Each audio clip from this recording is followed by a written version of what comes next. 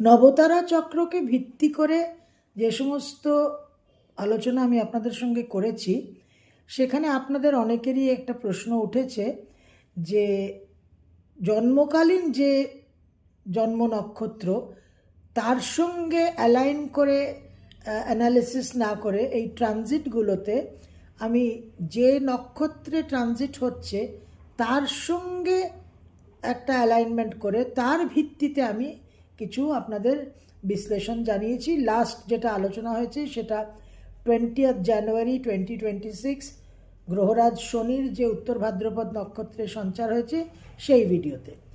তো আমি আপনাদের কমেন্ট সেকশনে মন্তব্য যেগুলো করেছেন সেখানে কিছু সংক্ষিপ্ত উত্তর কিছু আনসার দেওয়ার চেষ্টা করেছি। তো আজকে আপনাদের এটা নিয়ে বলি যে আমাদের জন্মছকে আমাদের যেটা জন্ম নক্ষত্র হয় সেখান থেকে কাউন্টিং শুরু হয় 1 2 3 করে জন্ম নক্ষত্র, তারপর সম্পদ নক্ষত্র, তারপর আমাদের বিপদ নক্ষত্র, খেম নক্ষত্র, প্রত্যারী ইত্যাদি।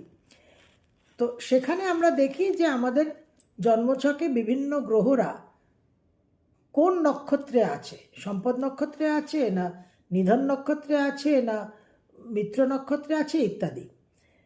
গোচরে যখন সঞ্চার হচ্ছে তখন এটা আমি বলতে পারি আপনাদের যে এটা প্র্যাকটিক্যাল একটা এক্সপিরিয়েন্স থেকে বলছি, যেটাকে আমরা বেডসাইড ক্লিনিক বলি। সেখানে দেখেছি যে জন্মছকে নবতারা চক্র অনুযায়ী ধরুন কারুর হয়তো সম্পদ নক্ষত্রে সঞ্চার করলো, কিন্তু রেজাল্ট সম্পদ নক্ষত্রের পাচ্ছে না, রেজাল্ট হয়তো পেয়ে গেল বিপদ নক্ষত্রের।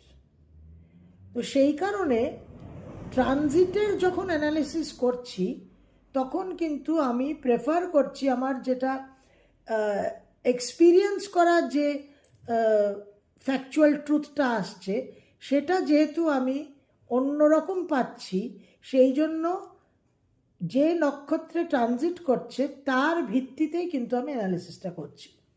কিন্তু আপনাদের যেহেতু এই প্রশ্নটা উঠেছে, আগামী 17 ফেব্রুয়ারি যে সূর্যগ্রহণ হবে তার যে অ্যানালিসিসটা সেটা আমি দুটো সিস্টেমের উপরেই বেস করে করব আপনাদের জন্য। আপনারা মিক্স অ্যান্ড ম্যাচ করে দেখে নেবেন যে যদি কারুর দুরকম নক্ষত্র হয়, রেজাল্ট হয় সম্পদ বিপদ দুটোই হলো, তাহলে অ্যাভারেজ আউট করে দিতে হবে।